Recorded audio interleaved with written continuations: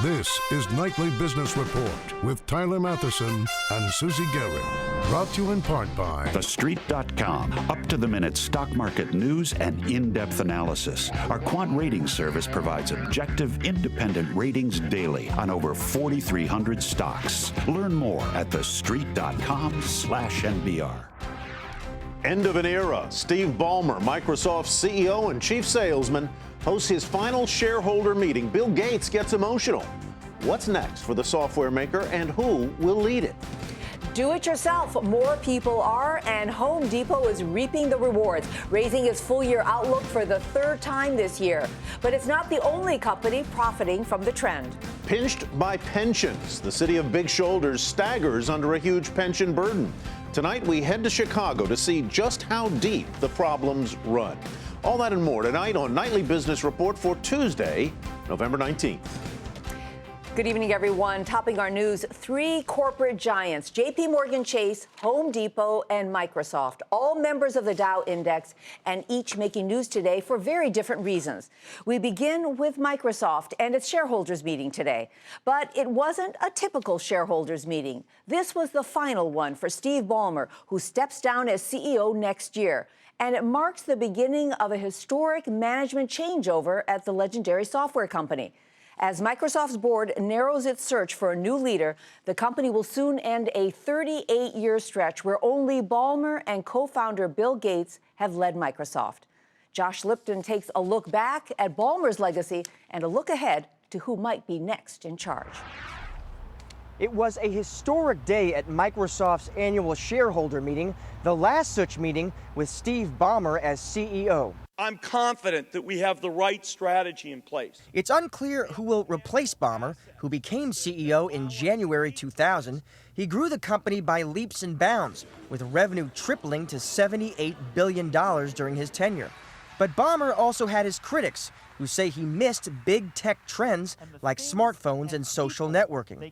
Microsoft stock is up sharply this year, but it's down about 25% under his watch. And even this week is going to be pretty. Bill Gates, at the shareholder meeting today, gave no guidance for when a new CEO would be picked, but he did speak with emotion about his friend, Steve Ballmer. We've got a commitment to make sure that the next CEO is the right person for the right time for the company we both love. And we share a commitment that Microsoft will succeed as a company that makes the world a better place. So thank you for your support. Top picks to replace Ballmer include Ford CEO Alan Mulally, who reportedly helped Ballmer reorganize Microsoft. Former Nokia CEO Stephen Elop is also discussed as a candidate. Today, shareholders approved Microsoft's deal to buy that smartphone maker. There are also possible internal candidates, such as Kevin Turner, the COO, who could make sense if the company wants a capable manager who understands the company's culture. Satya Nadella, the executive vice president of Cloud and Enterprise, is also talked about as a potential successor. At the shareholder meeting today, Microsoft did make a point of emphasizing its cloud products. Analysts on Wall Street have different views on what Ballmer's replacement should do. Rick Sherlin at Nomura argues that Microsoft should sell what he calls its money-losing consumer products, like the Xbox, and instead focus on the commercial side of the business. Colin Gillis of BGC says Microsoft needs to put more resources into mobile devices. Double down on mobile, because there are north of 7 billion people on this planet, and the way people are going to access the internet is going to be via their phones. Regardless of who does replace Ballmer or their strategy for the company, Microsoft does face real challenges as it repositions itself for this post-PC era. Josh Lipton, Nightly Business Report, Bellevue, Washington.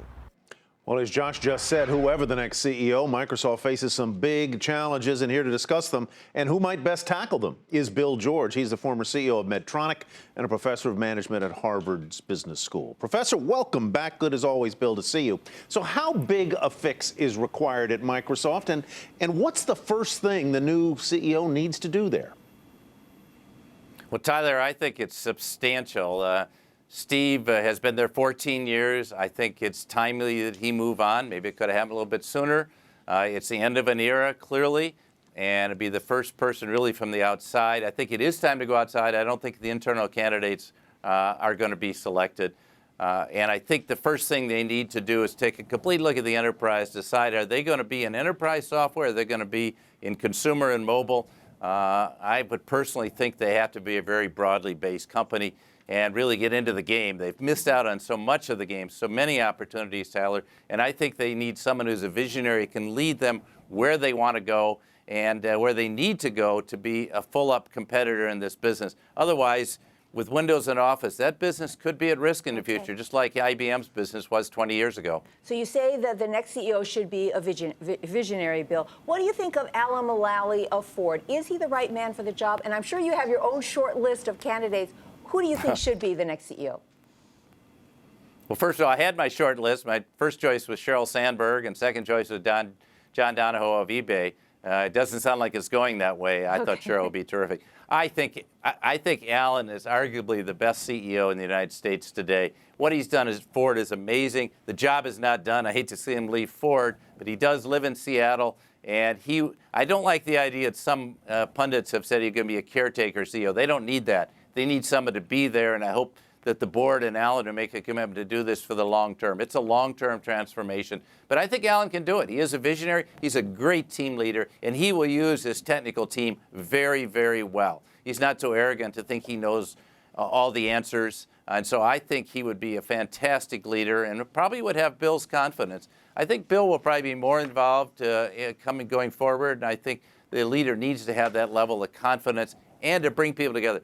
It's way too political in the same way Ford was when Alan went in, and I think Alan won't tolerate that, and he will get the team together. He'll get the right people on the bus, so to speak, and people that aren't will fade away. And you're talking, Bill, as though Mulally has the job. Would it shock you if he doesn't get it? I mean, you made the point very early on. First thing you said was it needs to be an outsider. They've had only two leaders in their whole lifetime, and both were really there at the inception of the company.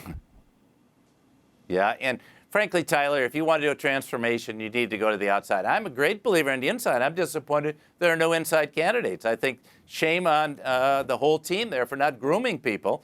Elop is kind of an inside-outsider, but I'm not sure whether he can pull it off. I would say Mulally has the strength to pull it off in spite of not being a techie and having to pair up with techies. That's why I think Bill would probably be more involved in some of the visionary work. No, he doesn't have the job for sure, but he hadn't turned it down yet either. Real quickly, we just have half a minute left. Look forward like 5-10 years. What will Microsoft be like in your crystal ball?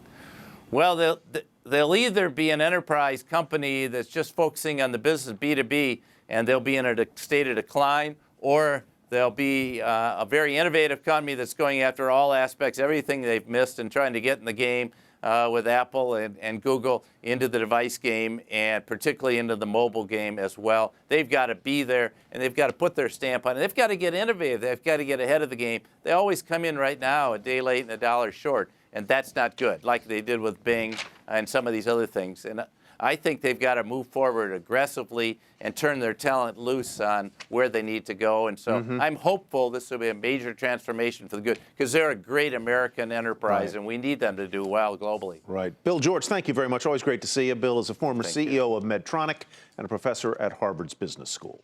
Well, on Wall Street today, Microsoft shares did slip, and so did the Dow, ending a 4-session winning streak of record closes. Stocks wavered between gains and losses, staying in a very narrow trading range all session long after a mixed bag of retailer earnings and outlooks. The blue chip Dow lost 9 points, the Nasdaq was down 17, and the S&P off by 3 points. One of the biggest gainers in the Dow today, Home Depot, shares rising nearly 1% to touch an all-time high. The company's profits zoomed as remodeling projects caught fire. Net income last quarter rose to $1.25 billion, and the world's largest do-it-yourself chain now expects full-year earnings to be about 24% higher than in 2012. Home Depot, of course, not the only company benefiting from the rush to remodel. Later in the program, we'll tell you how some small businesses are also getting in on the action. Now, the other Dow stock making news today, JPMorgan Chase, the nation's biggest bank, reached a record $13 billion settlement with federal and state authorities for misleading investors about bad mortgage-backed securities that it sold ahead of the housing crisis. Now, this payout also covers fraudulent conduct by Bear Stearns and Washington Mutual. Both were acquired by JPMorgan back in 2008. U.S. Attorney General Eric Holder said JPMorgan's conduct helped, quote, sow the seeds of the mortgage meltdown, and that there's no excuse for the firm's behavior. This was something that was hard fought.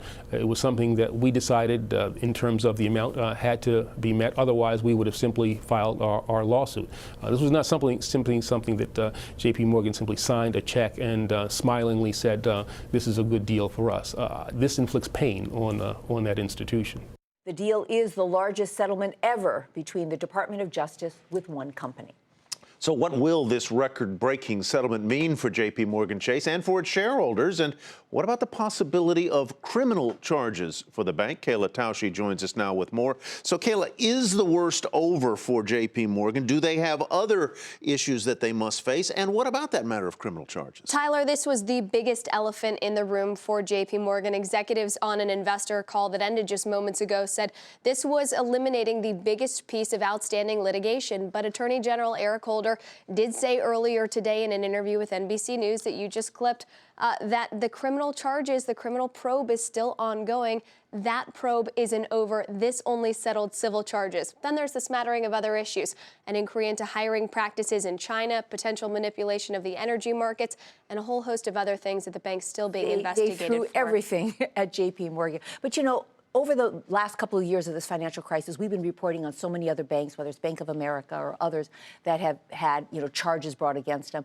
Are there going to be more charges against other banks? So this is the first big culmination of the mortgage fraud working group that the president set up in 2012. This is the tip of the iceberg. Jamie Dimon on that investor call said he didn't know why JPMorgan went first, but there had to be a first mover. But currently there are at least 9 other banks that are being investigated across the country. Attorneys general and prosecutors in California, New York, Georgia, New Jersey, all looking into this matter to figure out exactly what went wrong and what banks were on the hook for a lot of these activities. This is $13 billion. There have been other settlements that have run into the billions as well. Where does this money go? You know, it's interesting. If you look at all the settlements related to financial crisis activities, so far banks have paid a total of $85 billion. That's according to SNL Financial, and that's adding today's settlement and a couple other from the last couple weeks from JPMorgan and other banks. If you look at that, just about a third go to consumers in the form of mortgage modifications or other type of consumer relief. But then there's a sizable chunk, about $10 billion, that goes straight to the regulators. That goes straight to the Treasury, and we never really see where exactly that goes. You know, Kayla, I don't know if you can answer this question, but, you know, a lot of the charges that were brought against JPMorgan are a direct result of this acquisition it made from Washington Mutual, which, you know, they were forced, JPMorgan was forced by the government to buy it. So how fair is this whole allegation? Well, Washington Mutual as well as Bear Stearns, it's been a politically sensitive issue. The bank still reserves the right to pursue some litigation against the FDIC where Washington Mutual is concerned, and they might still do that. Now, of course, the Attorney General in California who led this settlement said the bulk of the wrongdoing came from legacy JPMorgan mortgage banking activities. Fascinating. But if you look at what JPMorgan's actually paying Fannie and Freddie, 3 out of the $4 billion there is related to Bear Stearns and Washington Mutual. So it really depends on how you slice this pie and what side you're choosing to believe on this. Kayla Tausche, thank you very much. Appreciate it. Well, still ahead on the program, how much of the healthcare exchange system is left to be developed? An official answered that question during a hearing today.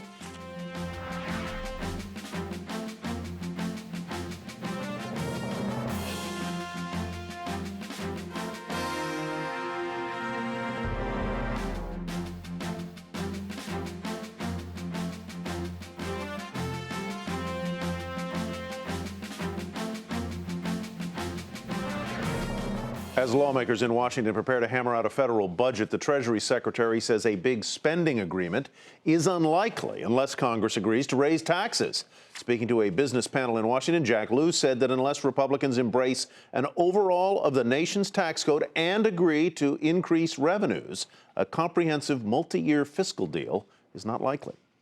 There wasn't a lot of agreement today at another House hearing on the botched rollout of the healthcare.gov website. Several experts testified about security flaws in the online marketplace. But Henry Chow, he's the administration's top technology official for the site, assured lawmakers that the site was secure and mostly complete, but that his team had not yet finished the payment system for consumers to buy insurance. 30% of the systems are left to be developed, not 70%. And that 30% represents the payment aspect and the accounting aspects of making payments in the marketplace for all marketplaces, not just for federally facilitated marketplaces, and that functionality has to be in place for the January 1st effective date enrollments. In other words, no one has to pay for new insurance policies bought on the website until coverage actually begins on the first day of the year. From healthcare woes to a healthy housing market, as we mentioned earlier in the program, big gains in home sales and remodeling projects helped sales and profits soar at Home Depot last quarter. But it's not the only company profiting from those trends. Diana Olick has the details on a newcomer to the market. Before most homeowners get started on this, they'd probably like to do this: peek inside their neighbors' renovations. It would help them decide what to do and whom to hire to do it. Now they can. We really know who your neighbors specifically have used, and we can even show you and surface the projects that have happened near you. So you're not viewing projects that happen all the way across the country, or view projects that are, millions of dollars that are completely out of your price range. Porch.com is about 3 months old, the brainchild of .com entrepreneur Matt Ehrlichman, who's busy building his own house.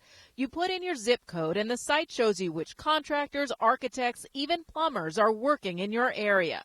You can also see inside some of the projects. Homeowners have to give their consent, but they don't give their names or addresses. It's like getting neighborhood word of mouth without having to talk to your neighbors. The only things that really have existed in the past are review sites that are out there. Some are paid, some are free, where consumers go in and they read third-party reviews. Sometimes they're real, sometimes they're not real. Porch is going up against sites like Houzz, Pinterest, and DIY, which have taken remodeling research to a new level. Remodeling professionals are still trying to catch up. Right now, it can be very frustrating because we don't know which social media sites are the best ones to be using. Architect Bruce Wentworth is on several sites, including Facebook.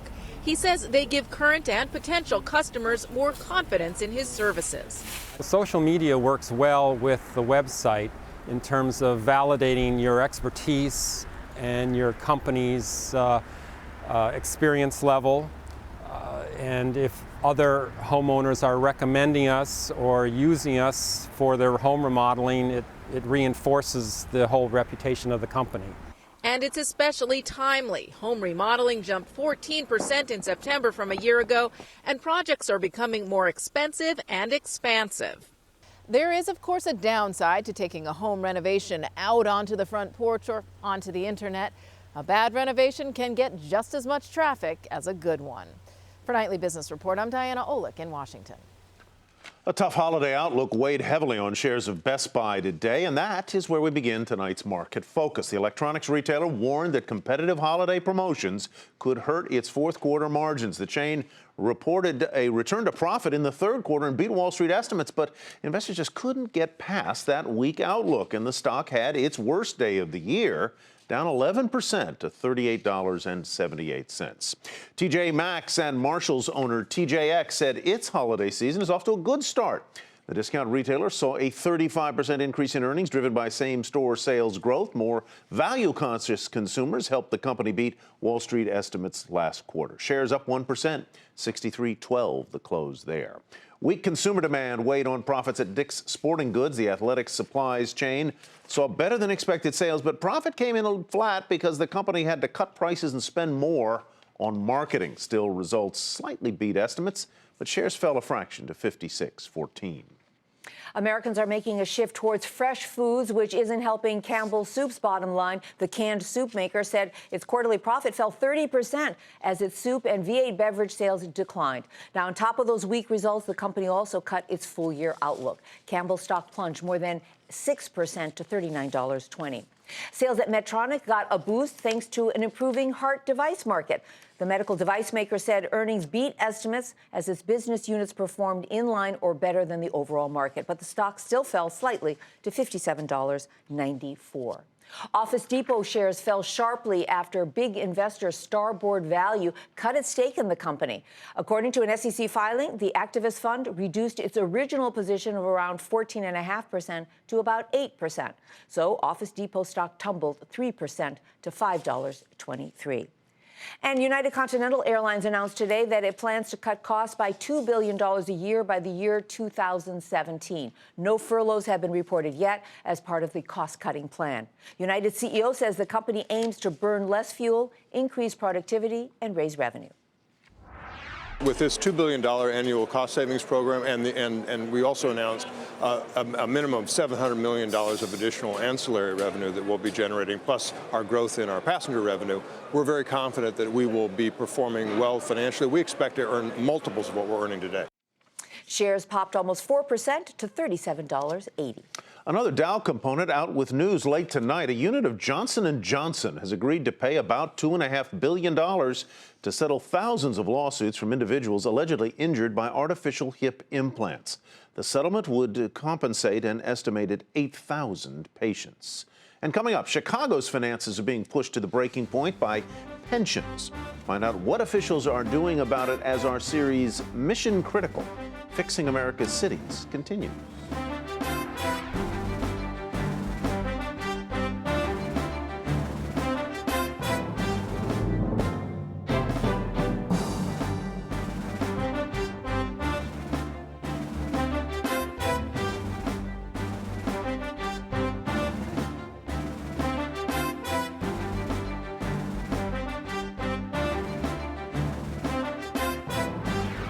An international economic group cut its forecast for global growth through next year and says the U.S. would get much of the blame if the recovery derails. The Organization for Economic Cooperation and Development says the threat of another round of brinksmanship in Washington over the federal budget and raising the debt ceiling could hamper growth around the globe.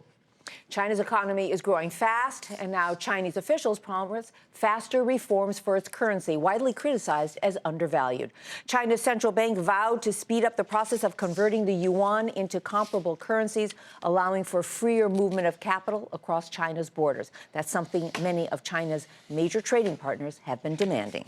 Well, the city of Detroit could probably use some yuan or just about any other currency right now. The bankrupt city could end up paying nearly twice as much in interest on a $350 million loan from Barclays Capital than was previously disclosed. The higher fee was revealed in a letter made public this week after a judge ordered terms of the Barclays emergency financing deal unsealed. Meanwhile, officials in another bankrupt municipality, Jefferson County, Alabama, have approved a deal to help the county exit Chapter 9 receivership. The county, home to Birmingham, agreed to increase the interest rate on a portion of a 40-year, $1.8 billion bond in order to attract more investors after initial demand was weak. And finally tonight, the second in NBR's week-long series looking at the tough economic issues facing some of America's biggest cities, which account for 85% of the nation's GDP. Tonight, a proud city on the Great Lakes is being pushed to the breaking point by pensions, and we're not talking about Detroit. Scott Cohn has more from Chicago. Chicago likes to think of itself as a world-class city, but it also has a world of problems. The big story, the mass shootings in Chicago. Chicago is the murder capital of America, 500 last year, and this year isn't turning out much better. She was mine, and who was you to take her from me? Gun violence is epidemic. It has happened again. An innocent child is shot, this time at a park while celebrating the 4th of July. It doesn't help that there are 1,700 fewer police officers on the street than there were 5 years ago. We all know the problem. That's Mayor Rahm Emanuel, the former White House chief of staff, last month unveiling his latest budget with a $338 million shortfall. That's an improvement from a year ago. But for every step forward, one thing keeps tugging Chicago's sleeve: pensions. We cannot allow the future to become a stark choice between a pension payment or a police officer, a pension payment or a parks program, a pension payment or a school principal. The city and state have been scrimping on their payments to Chicago's 6 pension funds for years. Now the funds are nearly $27 billion in the red. That's nearly 8 times as bad as Detroit. The teachers union says the city owes its fund $400 million by June, and members are in no mood for more concessions. We're not interested in sort of having a conversation first about, us making a bunch of sacrifices, and by us, I mean people who've worked their entire life, have been promised a particular pension, and now we're going to have it cut by a third. The mayor's office estimates Chicago has about half the funding it needs to meet its pension obligations. Some private estimates are far lower than that. But even in some cities where things don't seem so dire, they may not be as good as they seem. Our next report, Miami. We'll take a close look at the municipal bond market. A market renowned for its safety may not be so safe after all. Scott Cohn, Nightly Business Report, Chicago. And Chicago's not alone. Pension problems plague other cities as well. To read more and see if your city is one of them, head to our website, nbr.com. And that's it for us Nightly Business Report for tonight. I'm Susie Garrow. Thanks so much for watching. And I'm Tyler Mathisen. Thanks from me as well. Have a great evening, everybody. We'll see you right back here tomorrow night. Nightly Business Report has been brought to you by TheStreet.com, up-to-the-minute stock market news and in-depth analysis. Our quant rating service provides objective, independent ratings daily on over 4,300 stocks. Learn more at TheStreet.com/NBR.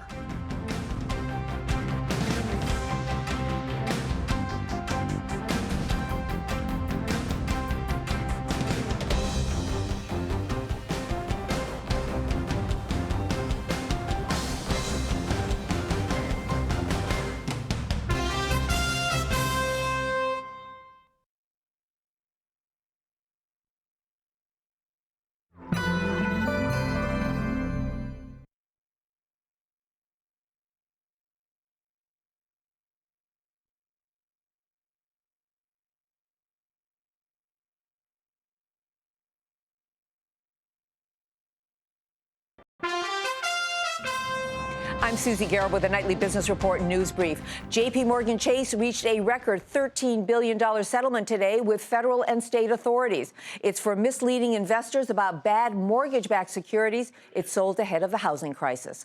On Wall Street today, the Dow ended a 4-session winning streak of record closes following a mixed bag of retailer earnings and outlooks. The Dow lost 9 points, the Nasdaq was down 17, the S&P off by 3 points. Shares of Best Buy plunged 11% after it forecast weak holiday sales.